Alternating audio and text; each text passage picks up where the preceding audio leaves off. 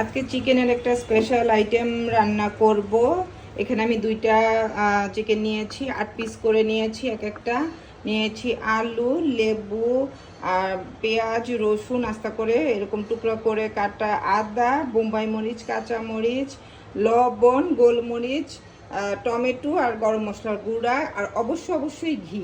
এই লাগবে আজকের হচ্ছে আমার এই রান্নায়। প্রথমে দিয়ে দিচ্ছি পেঁয়াজ, দিচ্ছি রসুন,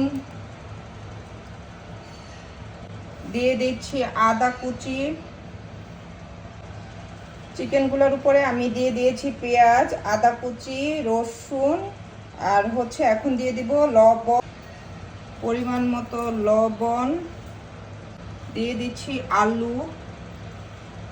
সবচেয়ে বেশি ইম্পর্টেন্ট হচ্ছে কাঁচা মরিচ আর হচ্ছে বোম্বাই মরিচ। এই রান্নায় বোম্বাই মরিচ লাগবেই। দিয়ে দিচ্ছি টমেটো, দিয়ে দিচ্ছি 2টা লেবু স্লাইস, গোলমরিচ দিয়ে দিয়েছি আস্তা, অল্প একটু দিয়ে দিলাম গরম মশলা। এই রান্নায় সবচেয়ে ইম্পর্টেন্ট হচ্ছে ঘি। এখন দিয়ে দিচ্ছি ঘি, দিয়ে দিচ্ছি পানি। এই রান্নায় পানি অনেক বেশি লাগবে, কারণ হচ্ছে যেহেতু রুটি বা পরোটার সাথে খাওয়া হবে, ঝোলটায় অনেক বেশি টেস্ট হয়।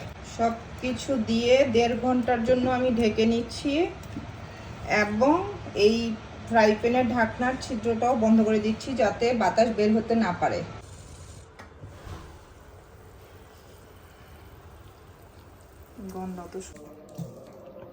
আপনারা তো বুঝেই গিয়েছেন কি রান্না করেছি। পেশোয়ারি বিফের জায়গায় পেশোয়ারি চিকেন রান্না করেছি। আপনারা রান্না করে দেখবেন, খুবই টেস্ট হয়েছিল। নান রুটির সাথে খেতে হবে, অবশ্যই রুটি বা পরোটার সাথেই খেতে হবে। ভাত দিয়ে বা খিচুড়ি দিয়ে এটা খাওয়া যাবে না, একদমই টেস্ট লাগে না। খুবই ভালো লাগবে, একবার রেসিপি দেখে বানিয়ে দেখবেন। আল্লাহ হাফেজ।